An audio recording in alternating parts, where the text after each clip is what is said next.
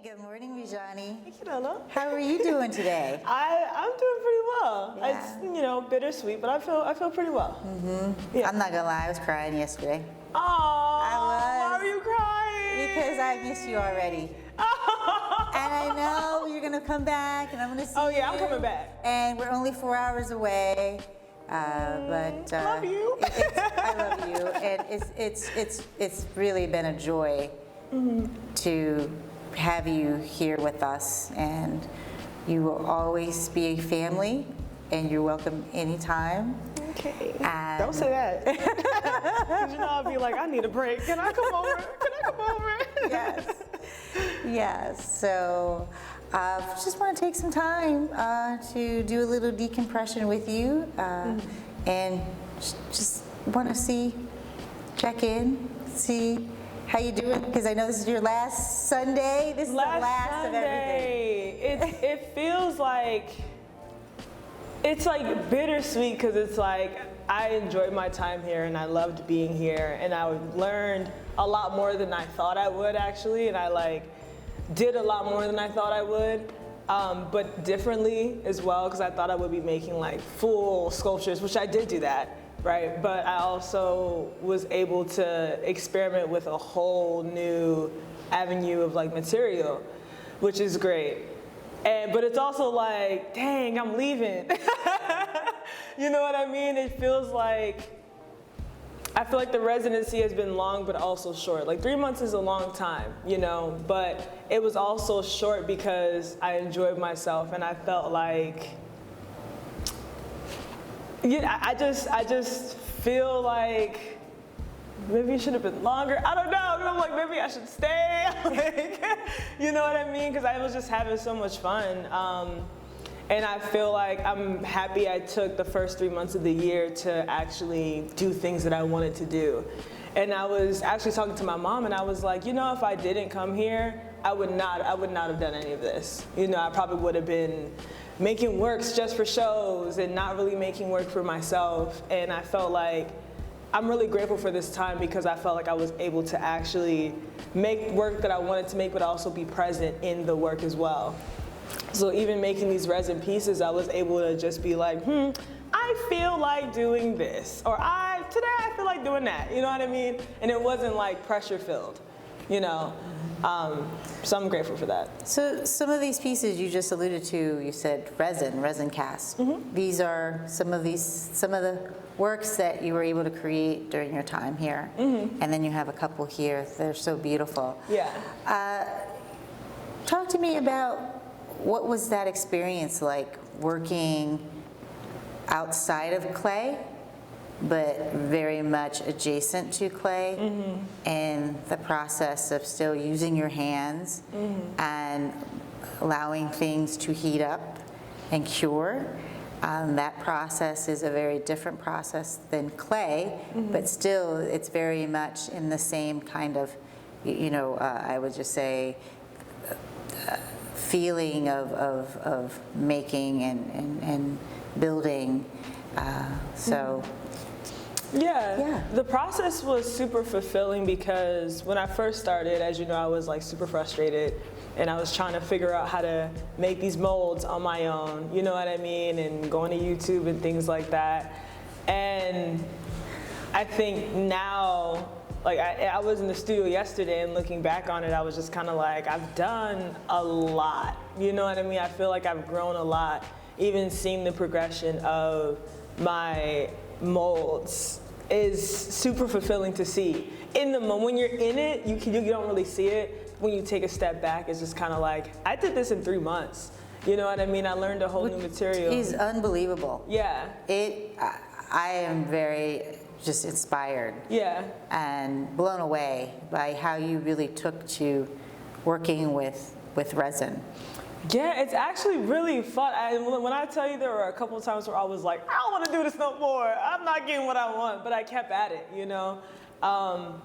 And to see the progression from the little frog to the masks, and then doing the lips, and then progressively getting bigger, where I got my first smaller full body piece, and then even today, getting what I really wanted from the beginning, you know what I mean? And actually getting to that goal completely. Because I was actually content with not getting that because I was so happy with what I had already created. But then I was like, I got like 3 more days, why not? The grand finale. You're like, I'm gonna do this grand finale. Season finale is here. It's happened. I finally got a full body resin piece, like to scale. And I feel like that just kind of fuels me going home.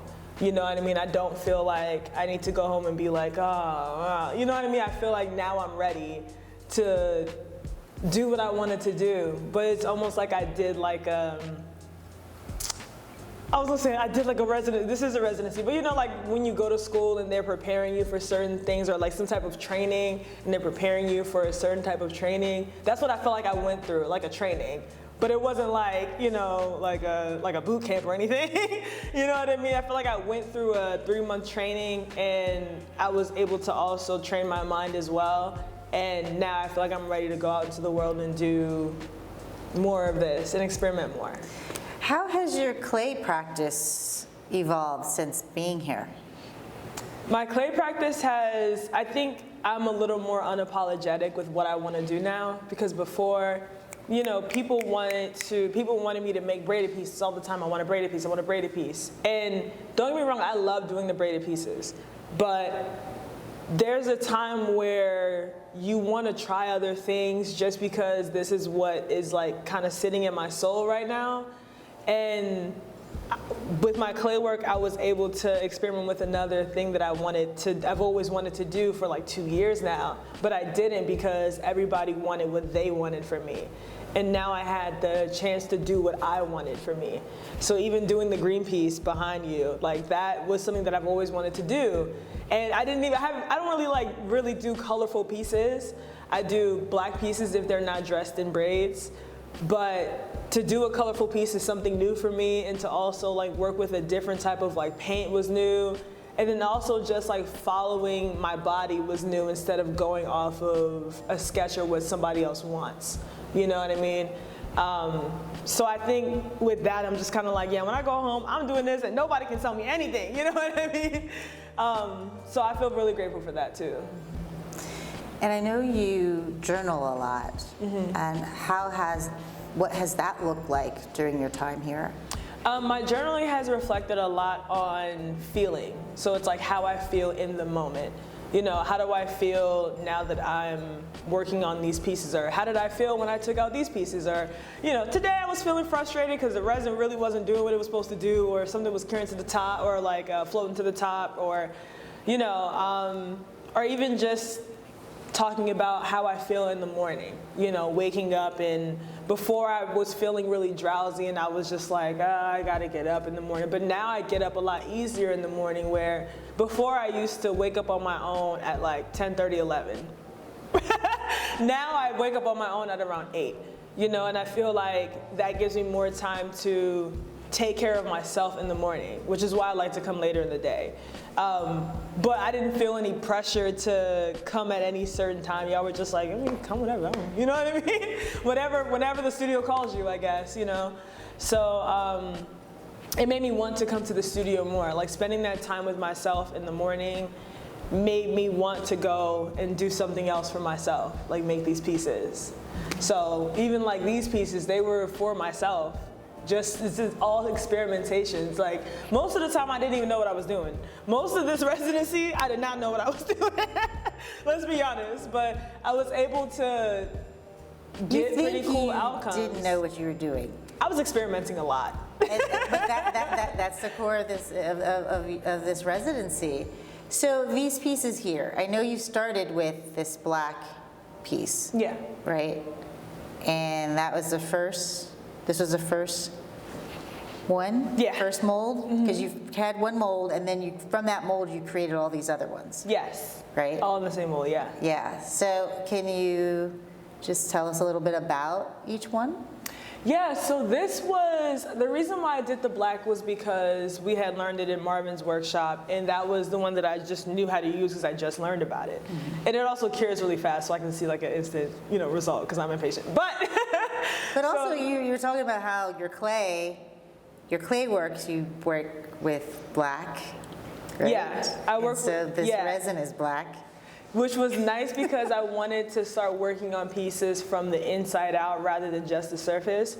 So the black attracted me because the sculpture is black from the inside out. It's not just painted on. And that's what I wanted my works to start focusing on. I wanted to start focusing on internal art and internal feelings rather than just the external feeling, because our internal feelings do matter, you know? Absolutely. Our humanity matters. Absolutely. Yes. So I've been going through this theme of internal and external and playing with that idea. So I love the black. I think the black looks awesome. I will be making more of those because I think it looks great. The next one I did after that was the brown one with the glitter on the one that you love. That one, I got really excited and I was like, well, now I'm just gonna mix colors. And I mixed black, glitter, gold glitter, and I split the resin up into 3 parts. And I mixed the black resin, not this black, but I just like regular paint black, some gold glitter, and then actually green pigment. Now the thing about the green pigment is that I didn't realize I had to mix it with something else, and then I just kind of I didn't read the instructions, okay? That's another thing I learned while being here, read the instructions. Didn't read the instructions, so I put it in there, so I thought the sculpture was gonna be green, and it turned out to be brown, but I loved it because it was too pigmented. But I love how it came out, and honestly, it's a happy mistake because I would gladly do it again. The next one was this tire piece. I ended up getting these materials from this place in New York a while ago, and I wanted to play with the idea of material and what I start to put inside these pieces and what I start to put on top of my pieces. So the rubber tire spoke to me. I didn't know what I was gonna do with it. That's usually what happens. I'll see a material and I'll be like, I don't know what I'm gonna do with this, but I'm gonna just get it because it's speaking to me. So I got it, and I also ended up getting tourmaline for a different sculpture, but I decided to put it into this sculpture just to see what would happen. So this sculpture is tourmaline and rubber tire. And I think it turned out really interesting because the tourmaline sunk to the bottom in the nose, in the eyes, and in the forehead. And then the rubber tire floated to the top. So I asked myself more questions on, like, you know, suspending things inside of those pieces. I ended up doing a clear piece with like a fig leaf in it, and that's suspended to the top. So now I'm in the stage of, okay, how do I problem solve this, right? So I was like, maybe if I split it up into multiples, I can get things to suspend inside the sculpture, which is what I did with this one. So with this one, this is green moss, rocks, and eucalyptus. And I did a half a pour of resin and let it sit. And then, you know, the stuff got stuck in there, you know what I mean? So I poured the resin, more resin after the first layer of resin cured, and I got this. And this, I think it looks really nice. It's suspended nicely. Yeah, and I actually did the same thing with this one too. So this one is, I don't know if you can see, but it's 2 layers of resin. So this is the first layer, the rock sunk to the bottom, which I wanted it to do, but then I still wanted rocks to be suspended. So I put rocks on the second layer, which also fell to its new bottom, basically. I love how there are these different environments that are living inside of your works. Absolutely, absolutely. They're just breathtaking. Yeah, I'm having this theme of like nature and color lately. I'm not really sure why, but I've been gravitating towards plants a lot lately. I have my own plants. I love elephant ears. So I wanted to incorporate that into my work because I wanted my work to be more personal to me. You know, what are things that are catching my eye? What are things that are attracting me? So in this process, I've been learning to make work about me instead of, like, for me instead of for other people, visually. You know what I mean? The glitter ones, I love glitter. And I was like, I want to see what's going to happen. So I ended up making this one first. And I used a different resin, and all the glitter sunk to the bottom. But it's so nice because the glitter isn't coming off of the piece. Usually when you use glitter, glitter's gonna come off somewhere. You know what I mean? There's gonna be a transfer. There's no glitter coming off of these pieces. And I'm like, wow, I think I just problem solved my glitter pieces. You know what I mean? And I just thought that she looked really cool. This one I've also have had an obsession over green lately, so then I did this one next. And I didn't use a chameleon glitter. I just used the green with a pearlescent olive green color, and I think she turned out great. Now this last one, I wanted to put on the wall, and I was like, I'm gonna get another glitter piece. And I got that piece out overnight, which it should not have been, but I did it because I started learning a new technique on how to, I've been trying to get my pieces to not have a foggy front, so I want them to be completely see-through. So I was trying to problem solve that as well, and I learned about like the heating process and torching it, and so that's what I started to do with some of my pieces. So this one I actually did torch, and it's a little clearer than my other ones on the surface. It's not all the way there yet, but it's on the way. So I torched this one, but I realized that I have to be careful with torching because it can cause like little bubbles. Right. But I think with this whole process, I've learned so much, and every time I learn something new, I find something else to conquer. And then when I conquer that, I find something else, you know? So it's like getting the mold, I got a mold, great, awesome. Now I want to experiment with materials and suspending, figure that out, awesome. Now I want to figure out how to get this clear, still working on that. But it's a lot of work, but I'm enjoying it. Like even the polishing of the works. Like this one is the only one on this wall that I've worked on polishing. And she's a lot smoother than the others, and she's still not clear, but I also think that there's like a beauty in like mystery at the same time. Absolutely. You know what I mean? I love the opacity. Yeah. The opaqueness. Yeah. For me, you can see in it, but also you can't. So that kind of complicates it even more. Yeah, and I think seeing this on the wall these past couple of days has made me love it even more because of that. And I'm like, I'm kind of okay with the fogginess. I don't think she needed to be like completely see-through. Yeah. I'm so looking forward. We are all looking forward to see where all this takes you. And even how when you pour, sometimes you don't pour the entire mold. And so part of the face. It's really cool. Yeah. So I'm gonna play with that some more too. And even like seeing these on the wall, like playing with wall pieces some more. That would be interesting, because that's always been in the back of my mind, but I'm like, I don't know how I'm gonna do that. Yeah. But now seeing it up, like you guys have helped me like put all this stuff up, and I'm like, this could be a interesting thing. I think this time has elevated my practice a lot, where I was able to think outside of what I already know, which is what I've been trying to do anyway, but it's like, how can you teach yourself what you already know if you don't try other things and like take steps and take jumps? Right. So, yeah, I feel very fulfilled. I feel excited to make more of these and even like make better ones. 'Cause I feel like every time I do one, I get better at it. You know what I mean? I'm like getting the gist of it. Even being able to demold my big piece I took a video of it, so don't worry, I'll send it to you. Yes. I was like, Kilolo's gonna want me to take a video of me demolding this right now. Thank you, Murjoni. I took a video of it, but I felt, because I was nervous, I was like, what if it didn't work out? And I just I had that thought for like a second, and then I was just like, nah, this is gonna work out. She's gonna look amazing, I'm so excited. And then when I demolded her, I was just like, yes! I was like, let's go! I don't know if your neighbors heard me, but I was screaming in here. I was like, let's go! But it's super fulfilling to get that starting from a frog, you know? Wow. Which is really nice in 3 months. Yeah. You know? Yeah, that's extraordinary. Yeah. Well, in wrapping up, is there any other parting words you would like to share?